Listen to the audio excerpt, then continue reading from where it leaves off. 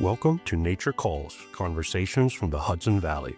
Our team's goal is to present science-based information about gardening and all things nature in New York's Hudson Valley.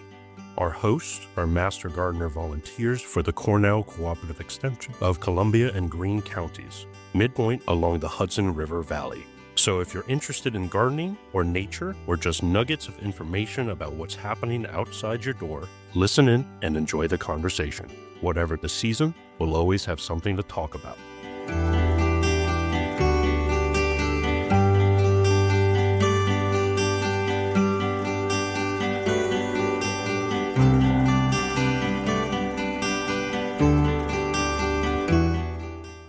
Hello and welcome to Nature Calls, Conversations from the Hudson Valley. In this third episode of Flower Power, Master Gardener volunteer Linda Levitt describes some favorite fall flowers and covers a little bit about holiday plants.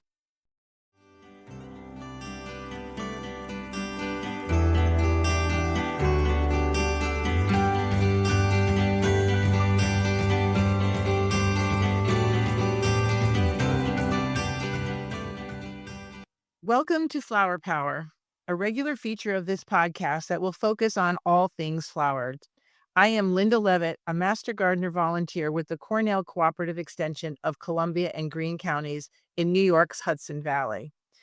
Approximately once a month, we will cover different types of flowers, how to best select, plant, and care for each of the flowers featured. I am very excited about today's episode. These three plants grace our gardens well after all other plants have gone by.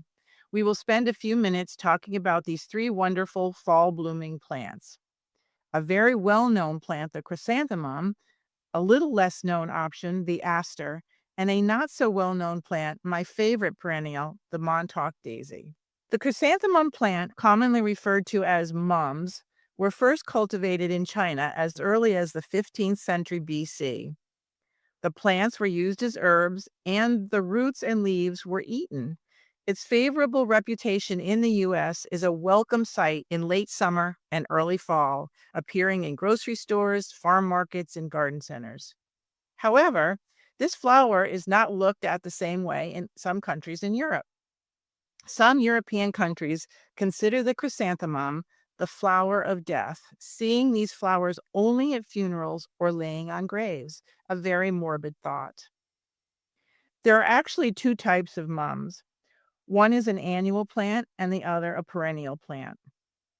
The annual plant is Chrysanthemum multicaulis and the perennial plant is the Chrysanthemum morifolium. If you are only using these plants in your fall display, it may not matter to you if it's an annual or a perennial.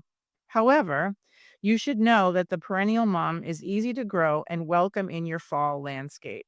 If your plant comes without identification, which most times they do, you can see the following differences between the annual and the perennial. Annual plants have thinner, strappy leaves that are not toothed. Perennial plant leaves are toothed, wider, and deeply notched. Perennial garden mums have smaller flowers than the annual potted variety. Chances are the potted mum that we're used to seeing at most garden centers and grocery stores are annual plants. So let's talk about the perennial plant.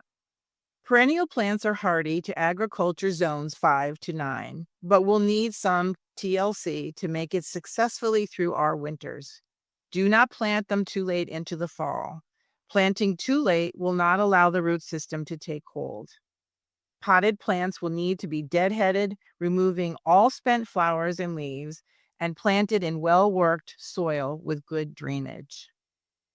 You can cut back the stems actually to 2 inches from the ground in late fall, or you can actually leave the stems until early spring.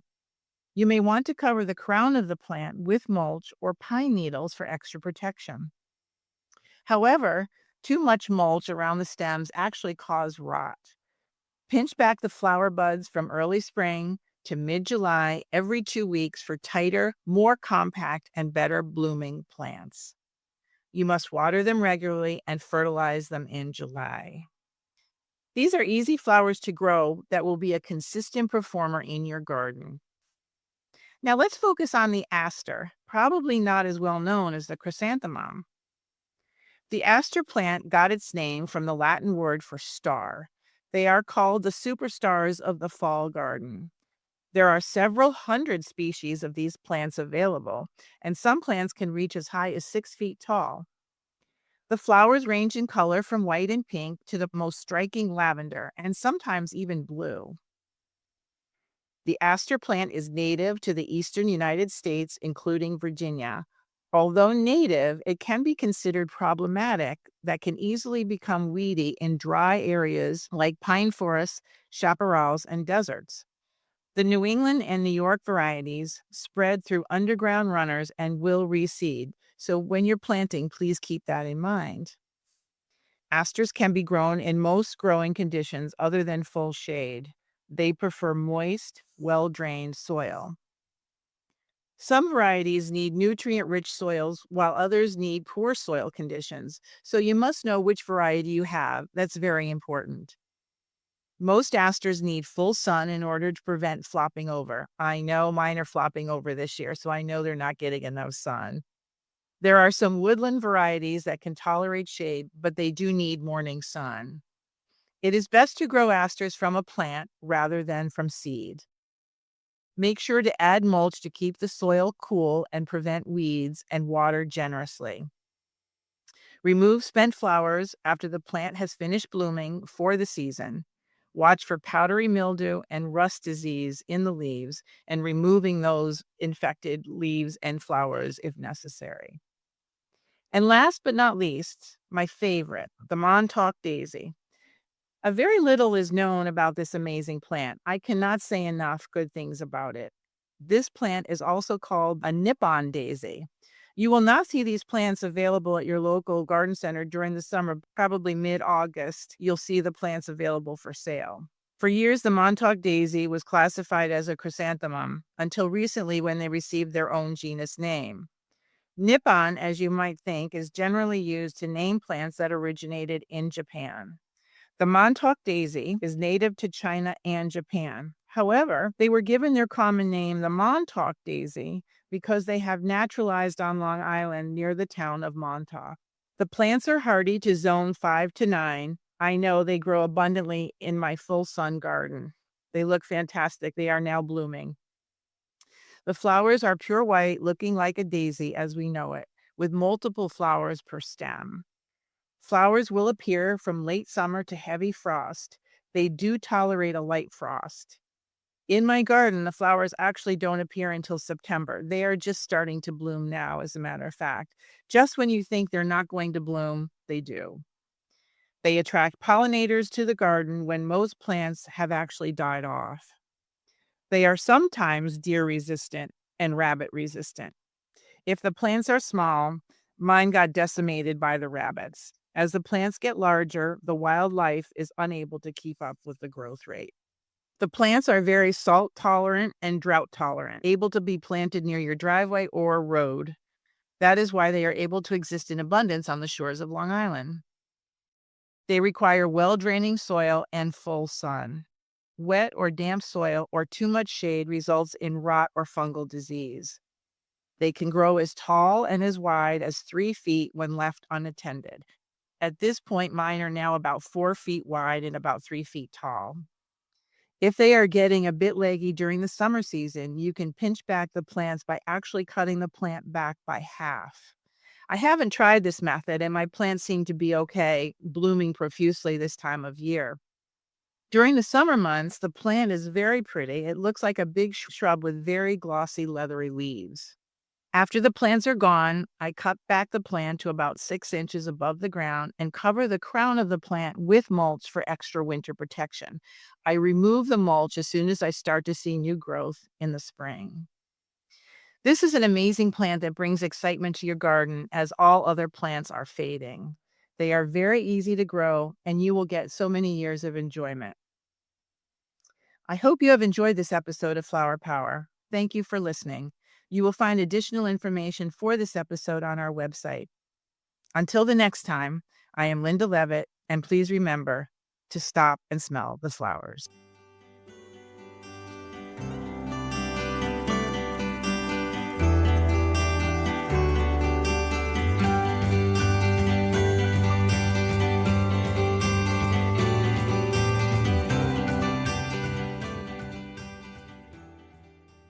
Welcome to Flower Power, a regular feature of this podcast that will focus on all things flowers.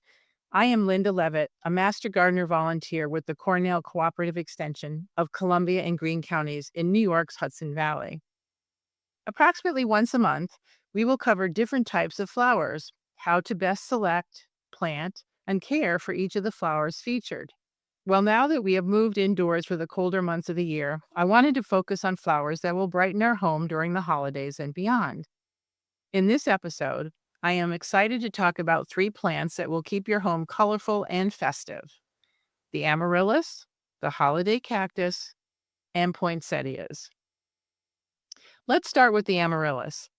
The amaryllis is a plant actually native to Central and South America. It is a small genus of flowering bulbs with 2 species, the most common of which is the Amaryllis belladonna, which is native to the Western Cape region of South Africa. This flower is also called by other names: the belladonna lily, Jersey lily, naked lady, amarillo, or Easter lily. Most of the time, for us here in the Northeast, we find the amaryllis bulb already planted, especially during the holiday season. But if not, let's talk about how to plant and care for your plant. First of all, you would like to select a 6 to 8 inch heavier pot to prevent tipping over. You may even top the soil with pea gravel or little stones to give it a little bit more weight. The bulb should be planted with the pointed end up in a good potting soil, making sure to pack the soil very gently around the bulb, leaving about 1/3 of the bulb above the soil. Do not use soil from your garden because it will not drain very well. You want to place the pot in a bright, indirect light, watering sparingly until you see about 2 inches of growth on the bulb. Then water regularly every week or so, or when it feels dry on top. Turn the pot periodically to encourage the stalk to grow straight. You can prolong the blooms by moving the plant out of direct sunlight. I'm sure you've asked this question when purchasing or receiving an amaryllis bulb as a gift. What do I do after the plant is done blooming? You can encourage the amaryllis to bloom again. And for more information on that, I encourage you to look at the Cornell Cooperative Extension website. We do have more information on exactly what to do with the amaryllis after it's been blooming. Now let's talk about the next plant, which is the holiday, or commonly known as the Christmas cactus. This plant is either a Christmas cactus or a holiday cactus. It is sometimes called the crab cactus. Depending on the variety, the plant can bloom either in the late fall or early winter. Some varieties even bloom in the spring around Easter time. The plant actually originated in the Brazilian rainforest, making its care very different than growing other succulents. All varieties can be started indoors any time of the year, and you want to move it outdoors in the summer months. As I mentioned, these plants are actually succulents, but need moist, well-drained, loamy soil. This makes their care a little trickier than most desert-loving cacti that are drought-resistant. The holiday cactus needs water to remain healthy. I myself did not know this and have wondered why my Christmas cactus hasn't grown that much or bloomed that well. So the first thing that I did after doing this research was to go upstairs, water the plant, which is now starting to form buds. The flattened leaves on the plant are in stemmed segments that hang and drape. The flowers will form at the end of the stems. You can encourage more stems to form by using a hanging planter or place it somewhere where it has room to drape. Let's talk about planting your holiday cactus. The best pots are actually terracotta pots or clay, allowing the water to wick away and prevent overwatering. Make sure you have drainage holes in the bottom. Holiday cactus like to be pot bound, so keeping the pots small is very important. If you find yourself repotting the plant, make sure that the new container is not more than 1 to 2 inches bigger than the old container. If the pot is too large, it retains too much moisture, inviting insects and plant diseases. For lighting, the plant prefers partial shade or diffused light. If you expose them to direct sunlight, make sure you do not do that during the spring or summer months. The soil you use is actually not essential when growing a healthy blooming plant. It adapts to most soil conditions. It can thrive in a cactus mix soil or general purpose potting soil. It should be more acidic than alkaline, with a pH of about 5.5 to 6.2 for the ultimate results. This is a cactus, but it craves more water than most. Water the plant thoroughly, allowing excess water to run out of the drainage holes. The soil should be allowed to dry out completely between waterings. If you put your plant outside in the summertime, you'll find that you may have to water it 2 to 3 times a week. When in a cooler location in the winter, it may only need to be watered once every 2 to 3 weeks. Since it originated in the Brazilian rainforest, the plant will need ample humidity. You can do this in one of two ways, either spraying it with a mister or placing the pot on a tray of pebbles. Its peak growth months are April to September. It likes temperatures between 70 and 80 degrees. Once the buds are set, it requires low nighttime temperatures of about 55 to 65 degrees and at least 13 hours of darkness to form buds that will flower. The plant requires monthly liquid fertilizing at half strength during the early spring and summer. When blooming, stop feeding. When the plant has finished blooming, you can go ahead and resume feeding. You can prune a holiday cactus plant right after it blooms to encourage the plant to branch out and grow more distinctive stems. You can prune the plant by giving the stems a twist between two segments. You may also use a sharp, sterilized knife or scissors. You can remove 1/3 of the plant per year, or more conservatively, trim off 1 to 2 segments per stem. Let's not waste the cuttings that you just removed from the plant. The stems are easy to propagate, and if you need more information on that, please visit our website for more information. And lastly, but certainly not least, let's talk about the poinsettia.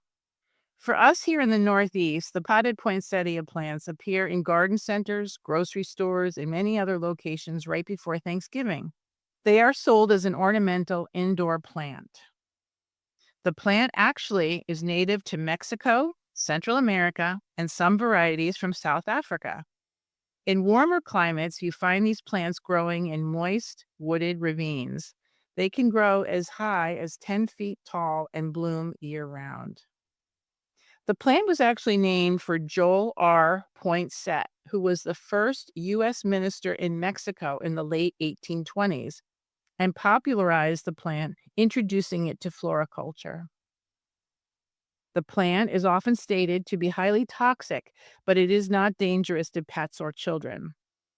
Exposure to the plant, even consumption, most often results in no effect, though it can cause stomach upset. This misconception of toxicity was spread in 1919 by an urban legend of a 2-year-old dying after eating a poinsettia leaf.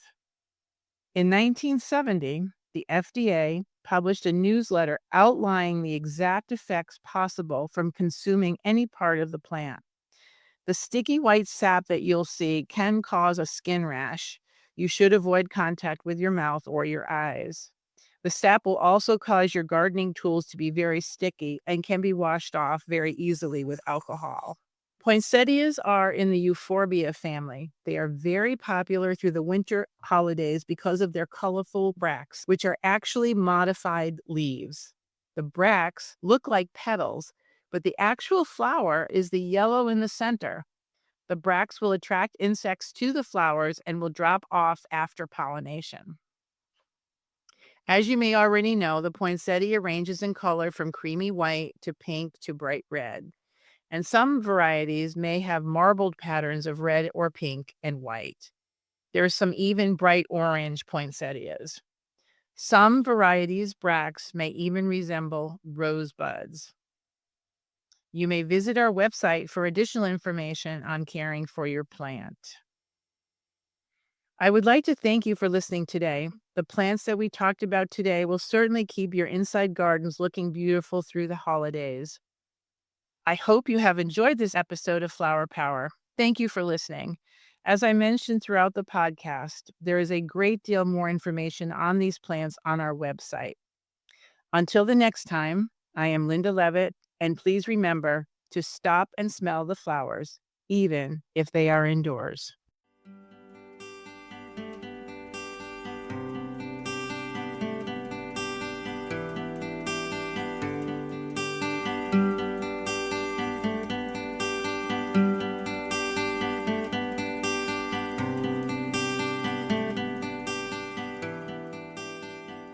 That concludes another episode of Nature Calls, Conversations from the Hudson Valley. We would like to thank Xandra Powers and Devin Connolly from the Cornell Cooperative Extension of Columbia and Greene Counties for production support. And a special thanks to our listeners for joining us on this episode of Nature Calls, Conversations from the Hudson Valley. You can find links to any of the topics mentioned in this episode at our website at ccecolumbiagreen.org. Comments and suggestions for future topics may be directed to us at columbiagreenmgv@cornell.edu or on the CCE Master Gardener Volunteers of Columbia and Greene Facebook page. For more information about CCE of Columbia and Greene, visit our website or visit in person during business hours at our campuses in Hudson or Acra. Cornell Cooperative Extension provides equal program and employment opportunities in accordance with applicable laws.